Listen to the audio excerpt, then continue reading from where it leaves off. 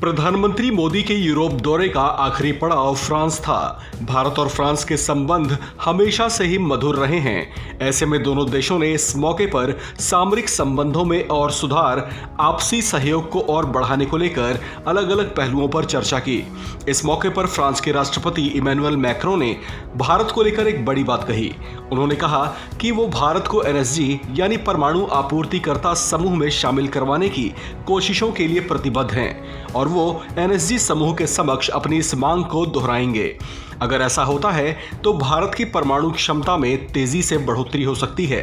इसे लेकर भारत ने भी कहा कि वो एनएसजी समूह में शामिल होने के लिए सदस्य देशों के साथ अपने स्तर पर भी बातचीत कर रहा है।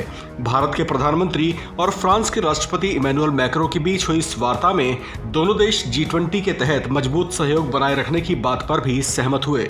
आपको बता दें कि एनएसजी उन देशों का संगठन है जो न्यूक्लियर टेक्नोलॉजी, न्यूक्लियर सामग्री के व्यापार और उसके स्थानांतरण के साथ साथ परमाणु हथियारों के अप्रसार आदि में भी सहयोग करते हैं। इस एनएसजी समूह में कुल 48 देश शामिल हैं, जिसमें चीन भी एक सदस्य देश है। इस ग्रुप में चीन वो देश है जो हमेशा से भारत की सदस्यता का विरोध करता रहा है। ऐसे में भारत का एनएसजी समूह में शामिल हो पाना मुश्किल हो जाता है।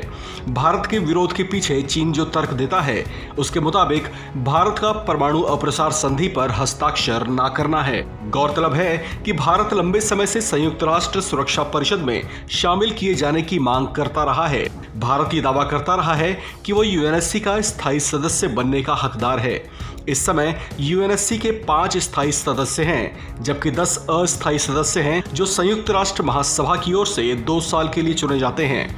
ऐसे में वीटो पावर सिर्फ 5 स्थायी सदस्यों के पास ही होता है। इसमें भारत को भी स्थायी सदस्य बनाए जाने के प्रयासों को लेकर फ्रांस ने अपनी पुरानी बात दोहराई है और इसमें भारत की स्थायी सदस्यता होने का समर्थन किया है। इस खबर में फिलहाल इतना ही। बाकी खबरों के लिए बने रहिए वन इंडिया हिंदी के साथ।